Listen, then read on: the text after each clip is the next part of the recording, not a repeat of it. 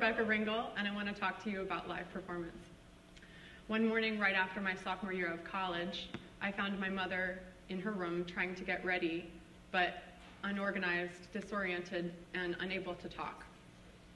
She was rushed to the hospital where the doctors confirmed that she had had a massive stroke, and they gave her the TPA drug that can save the life of a stroke victim if they get it within 3 hours. Later that day, she and I sat together in her hospital, both so relieved that she was alive and at the same time both terrified of the challenge of living in this new world where she couldn't speak. I didn't know what to say to my mother, the stylish former English teacher who had taught me to speak because she couldn't speak.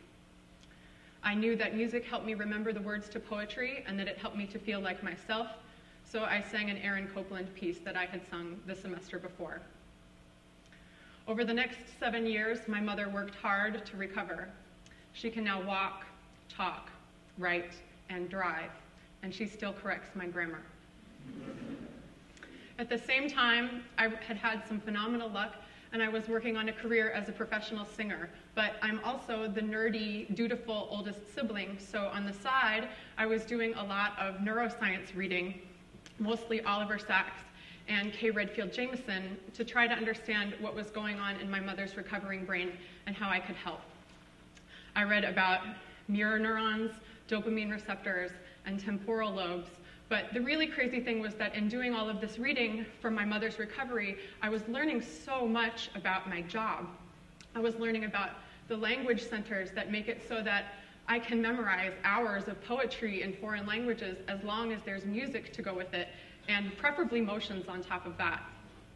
I learned about the dopamine reaction that makes a productive rehearsal so much fun, and then so maddening, and then so much fun again. Sometimes during performance, you can look out in the audience and see their faces or the first couple rows, and sometimes they'll make this face like, oh wow, yeah, human beings can do that. And I would think about all their little mirror neurons all firing at the same time. So music can do two big things really well, it turns out. It can help your mind get on this certain type of train that blows through all sorts of mental roadblocks to find new solutions to problems. And it can also give you a little shot of happy, which is why we all love our headphones so much. It's because we're all walking around on a tiny little dopamine drip. But the thing that this reading was also telling me was that because music serves such a social function, when there are other people present and you're sharing that music, you actually get a little more happy. And in the presence of people you love, the whole effect is compounded. This is K. Jamison. Music and dance are deeply embedded in the social character of our species.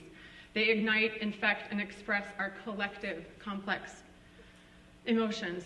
So music can actually give us access to a more evolved version of our own brain. Today, the performance world, the live performance world, is changing in some really, really exciting ways. And one of the biggest of those ways is that elite arts organizations are now broadcasting a lot of their performances online, which is awesome because this recent study by the National Endowment for the Arts showed that not only do these broadcasts reach underserved racial and economic pockets of society, but that a person who watches a broadcast of an arts performance online is almost 3 times as likely to leave their house, travel to a civic center, and attend a live performance. But most of all, the digital world is changing the relationship between the performer and the audience and allowing it to be more intimate. I volunteer for an organization called Sing for Hope that mobilizes professional artists in services to schools, hospitals, and communities. And among the other incredible things they do, they mount the Pop-Up Pianos project in New York City. In 2011, the locations for these pianos were plotted on an online map so you could find them. There were countless YouTube and photo contests, community-organized events, and a whole flurry of online activity to enable a live experience. And this was brought about by a group of artists, from Diane von Furstenberg, who designed one of the pianos, to the technicians who donated their time to tune all of them. Also that New Yorkers could have moments like this with one another. A live performance creates a public zone of focus that allows us to know on a very elemental level that we are safe. Our brain wiring is telling us that we will always need live culture because live culture just works better than stuff to tell you who you are and who you could be. Great music is emotional software, and live music just works best. It builds community, and it ennobles the individual. So what do I want you to do if you're watching this? I want you to attend live performances. We have a long to-do list as a society. We need to see each other. I personally really love symphony, opera, and chamber music concerts because we're so real and awesome that we roll without mics. But I'm really not going to be picky about it. And the most important thing that I really would love for you to do would be to make music yourself personally, especially if it feels risky and you don't think you're good at it and it feels silly. Do it often and for or with someone you love. I will take Skype or YouTube from you if I can get them, but if you can do it in person, do it in person.